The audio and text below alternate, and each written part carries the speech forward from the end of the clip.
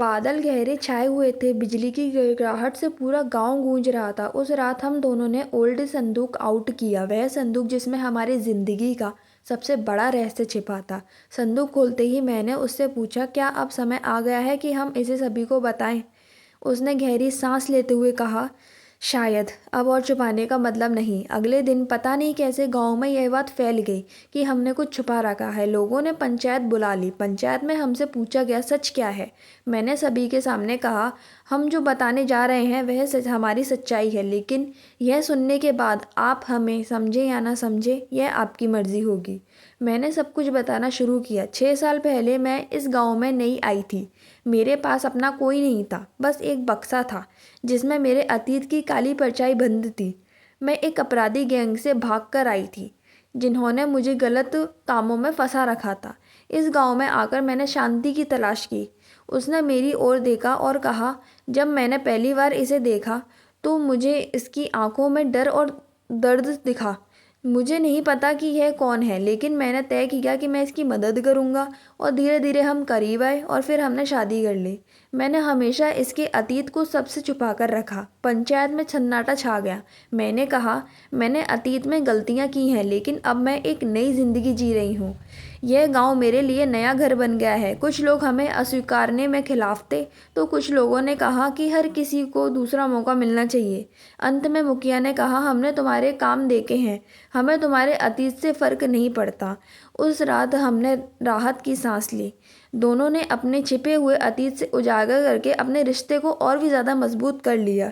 सच्चाई और भरोसा ने हमारे प्यार को एक नई ऊंचाई पर पहुंचा दिया। लेकिन कहानी यहाँ खत्म नहीं हुई। कुछ दिनों बाद गांव के पास वाले जंगल में एक अजनबी आया। उसने मुझे देखते ही कहा, तुमने क्या सोचा कि तुम मुझसे बच जाओगी? वह वही था, गैंग का सरगना जिससे मैं भागी थी। हम दोनों ने एक दूसरे को देखा। इस बार हमारे चेहरे पर डर नहीं बल्कि साहस था।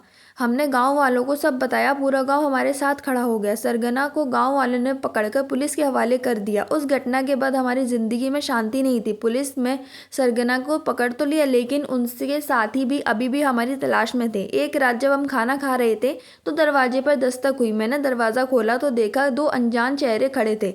उसमें से हाथों में उनकी बंदूक थी। उन्होंने कहा, तुमने हमारी सरगना को पकड़वाया है, अब तुम उसकी सज़ा भुगतने के लिए तैयार हो जाओ।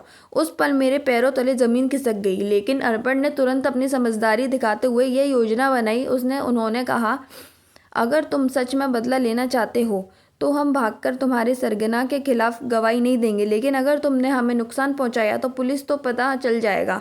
उस दोनों ने एक दूसरे को देखा और कुछ देर के लिए चुप हो गए। फिर उन्होंने में से एक कहा, हम तुम्हें आज फिर छोड़ रहे हैं, लेकिन याद रखना यह तुम्हारा आखिरी मौका होगा। वे भले चले गए हों, लेकिन हम जानते थे कि खतरा अभी टला नहीं है। हमने कुछ दिनों तक अपना चौकन्ना रहा। हमने गांव के मुखिया और पुलिस को सारी बात बता दी। पुलिस ने गांव के आसपास सुरक्षा बढ़ा दी।